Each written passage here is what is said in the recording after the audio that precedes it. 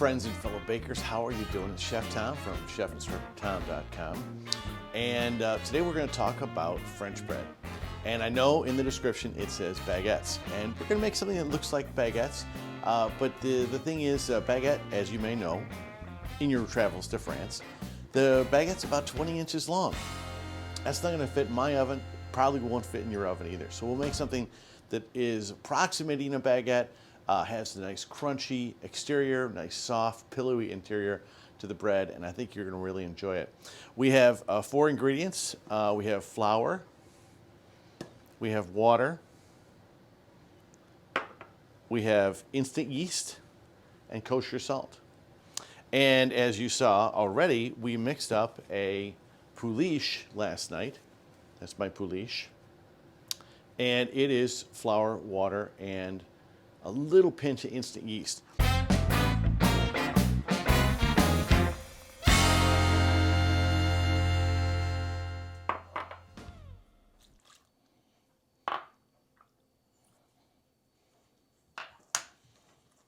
Just that little pinch of yeast does all the work. And what you're going to do is you're going to ferment about 20% of your flour with this. So it's equal parts of water and flour.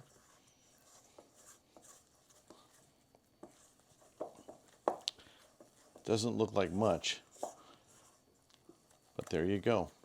There's your Poolish. Now we're going to put it in the container for overnight fermentation. Get all that good stuff in there. Put the top on. And you are good to go. That's it. That's all you need for a Poolish, and that will ferment all night. It'll be ready in the morning. That little extra ingredient is really going to push us over the edge. You can see it's all nice and fermented now. It is ready to go.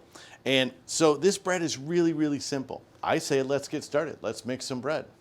Well, let's mix the French bread using the Poolish that we made last night. And as you can see, it's trying to escape. A little bit of dried Poolish on there is not going to be a problem. But notice how beautifully fermented that is. And remember, it was a little stiffer last night. And now it is nice and bubbly and gassy. It's got a beautiful aroma to it. And that's going to give us a little bit of a head start on our fermentation. We're also going to use about 70% water. And I got to be honest with you, I recorded this using 65% water, and I was unhappy with the results. So let's try it with the 70. We're going to put the instant yeast in, the kosher salt, and we're going to give that a little mix.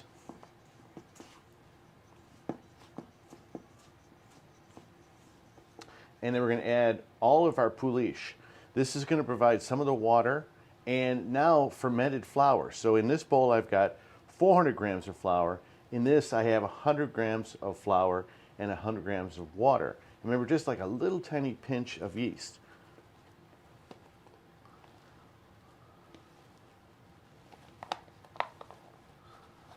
Get all that good stuff out of there. And then we'll take all of our water here and mix that up as well.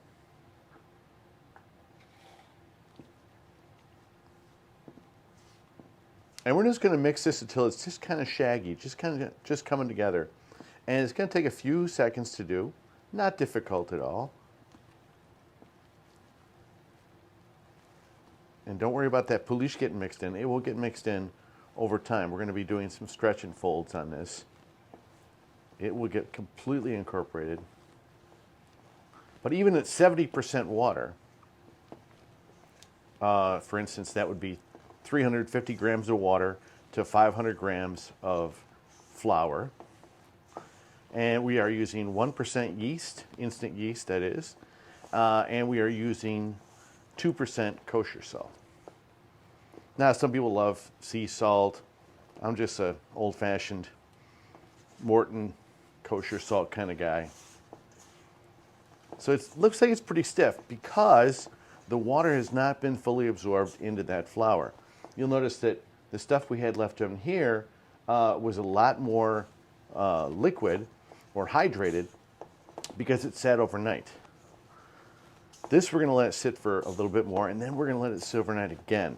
Now you can bake it all in one day. You can even make the Poolish, hello, you can make the Poolish all in one day, let it sit for maybe 3 or 4 hours, and then make the dough. Though I say the longer you let it rest, I mean, I'm up to about 2 days, the more interesting your bread is going to feel and it's going to taste. So we're just about there. With my hand, I can just work in that last little bit of flour. And I can already feel that this is much better than the dough I mixed up the other day. You can take it out of the bowl and you see it's just kind of raggedy. Just kind of round that, like so. Then we're going to take a towel and we're going to put, hey, that's Sammy there. He loves the French bread. I agree. We're going to let that sit for 1 hour to hydrate. Okay, the bread is ready for its first stretch and fold. It's been an hour of hydration. We can take a look at the bread now, and you can see it's a little bit puffy, but the most important thing is it has absorbed most of the water. It's going to continue to absorb water.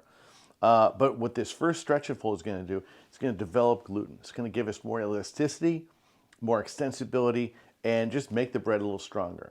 And this will help it trap gas, and it'll make an even better bread when you're finished.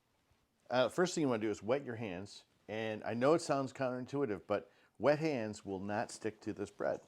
And as you see, I just pull it right out of there, no problem at all. That's easy. And now again, wet hands. I want to give this good stretch like so, all directions.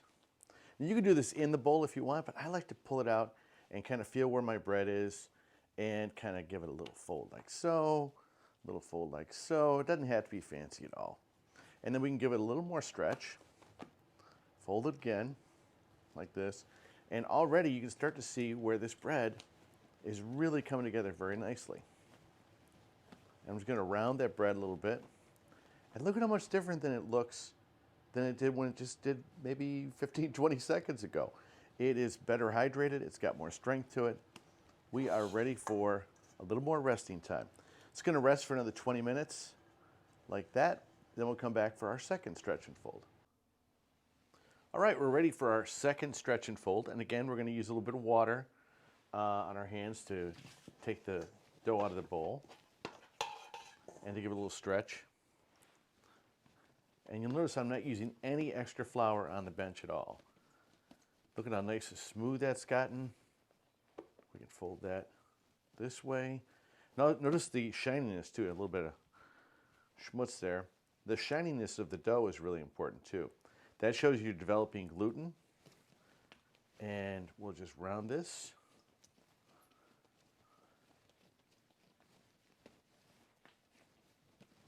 And put it back in the bowl for another 20 minutes. So since we have a little extra time, let's talk French bread. And French bread is one of those things that people seem to think it might be difficult to make. It's really not. As you've seen already, we've done 2 stretch and folds. We let it hydrate for an hour, and that hydration is so important. Now, I learned that from the Tartine book by Chad Robertson, and I highly recommend that you, if you're interested in bread, you pick up that book. It is one that really kind of catapults your bread making into the next level. Back to the French bread, though. So the French bread, flour, water, yeast, and salt are the building blocks for all breads. Well, this is a good place for you to start if you want to learn how to make bread. Once we start mixing the bread, we're actually hydrating, we're developing gluten, but again, a lot of the real action takes place when nothing's happening. Right now, we're taking a little break. We're between our second and third fold, and it does take a little time. But ultimately, I think if you kind of back time it, you're going to find that it's really easy to make this bread. When you're finished, you're going to get a really nice crispy, crunchy exterior. The crust is going to be great, nice dark brown, and then the inside will be nice and soft and pillowy. And it's good for making sandwiches. You could do French dip, you could do banh mi, you can do po' boys. You can do a lot of things with this bread. It's good just for eating, spreading some butter on, spread some cheese on it, but it is one of my all-time favorite breads. Well, on to our third fold. Okay, we're going to do our final stretch and fold. This is stretch and fold number 3, and this dough is very active. I let it go a little longer than 20 minutes.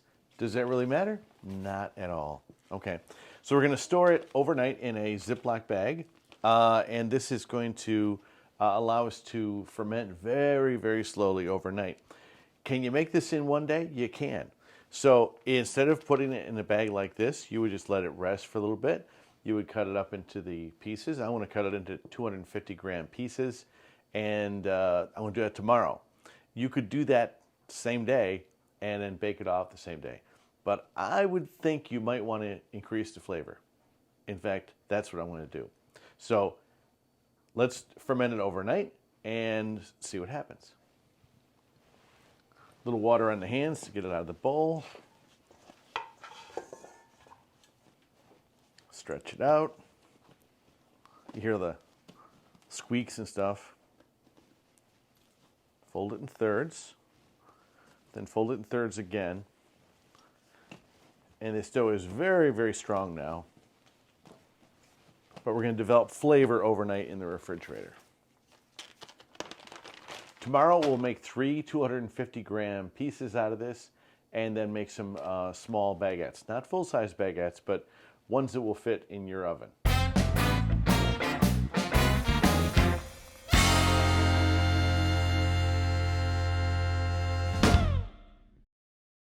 It's been just under 24 hours, and the bread, the French bread, has now fermented. We did our stretch and folds. The bread is now quite flavorful. We're going to open it up, and you can see it's kind of gassy. It smells kind of like beer. There's a sort of an alcohol smell to it, sort of a pungency too. There's a bit of acid that's been developed as well. So let's take this out of the container here. And you might feel like it's a little sticky, and I got a little bit of flour to handle it with, but let's just take it out, and I bet we can get it to come out in just about one piece. There we go. And you say, whoa, I thought that was going to be way stickier. It is kind of sticky, but if you'll notice too, it doesn't really stick to my fingers.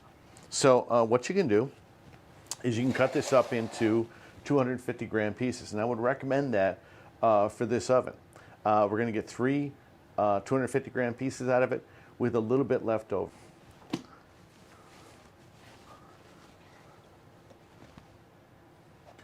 These pieces can be kind of ragged at this point. We're going to round them in just a second.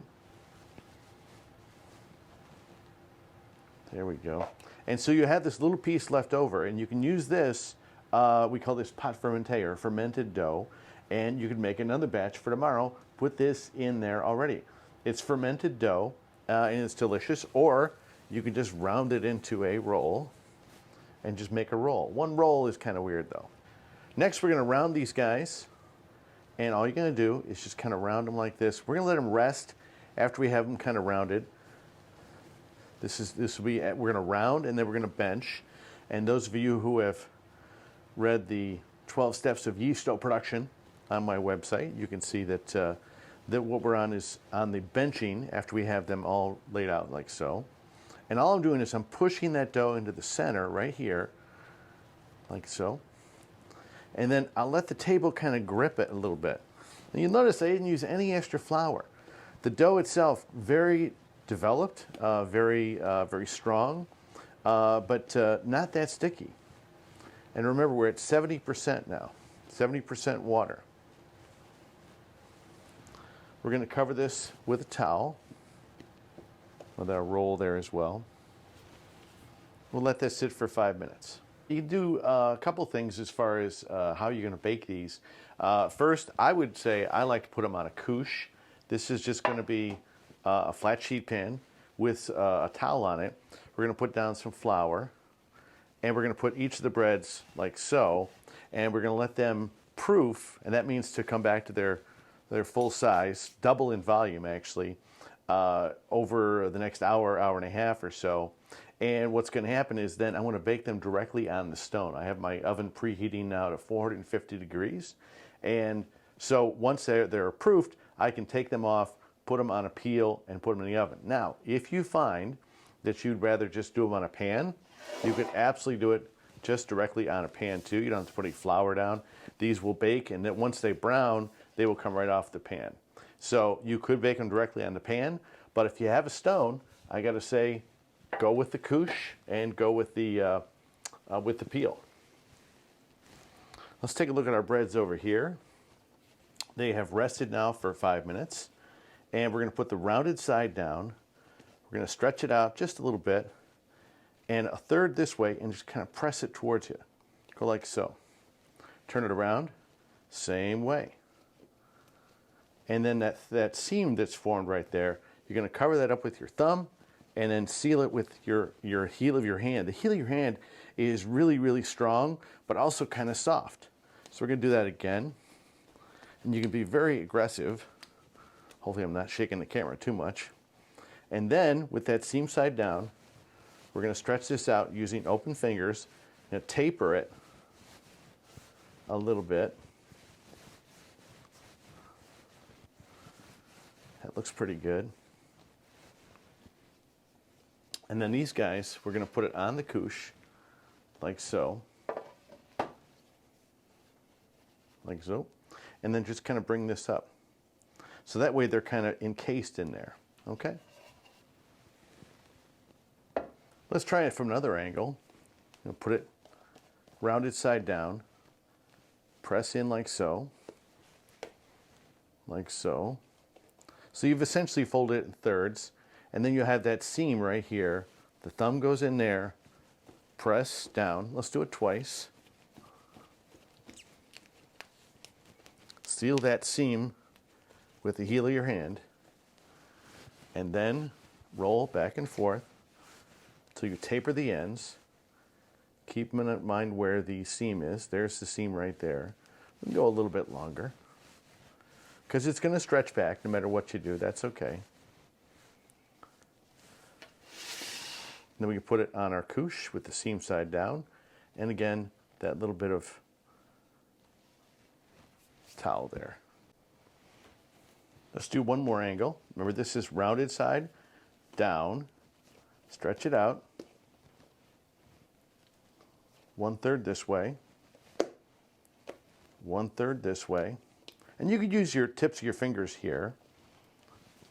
Seal it with the heel, with the thumb.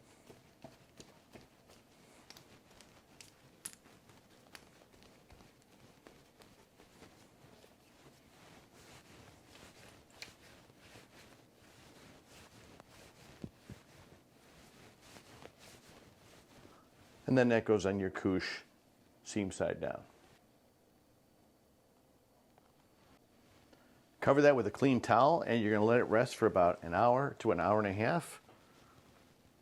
My oven is preheated to 450, and it's ready to go. And I have the stone in the bottom of the oven all ready to accept our French bread. I want to take it off of the couche right now. And what we'll do is we'll just roll it onto this homemade flipping peel. Well, first we can take our one piece of leftover bread there for our roll. Actually, we can put a little bit of flour on here as well. Get it ready for our little baguettes. But here's the cool thing about a flipping board is you can flip these guys right onto here, off of the couche, and then directly onto here. Isn't that cool the way that works? Let's do another one. Oh, this one flipped over by itself. Is that possible? Yeah, I think it is. And we'll flip this one over. And then we'll reposition them on here. And I'll do the third one separately. I want to reposition this on here just so. And notice these have doubled in volume. They have lots of gas in them. They're nice and gassy. And we're going to take our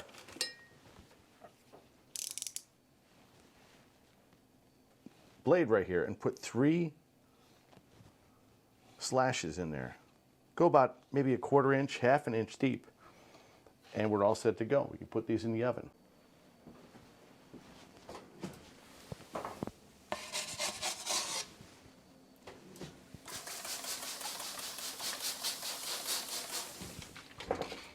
That spraying the oven allows the crust to form slower. And what that does is It allows it to be a thinner, crispier crust when you're finished. So we spray it about 3 times during the first 10 minutes of baking. After that point, it starts to brown. It really has a crust already. So there's no point in doing it. But if you do spray it, it will give you a really nice thin and crispy crust. About 25 minutes later, we can take them out of the oven.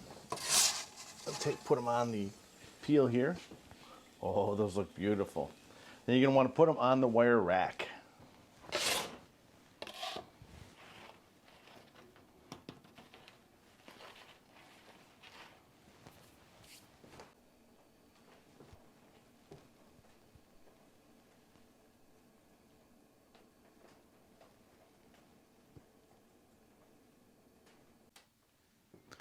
These two are going in the freezer, and they keep pretty well for about 2 to 3 weeks.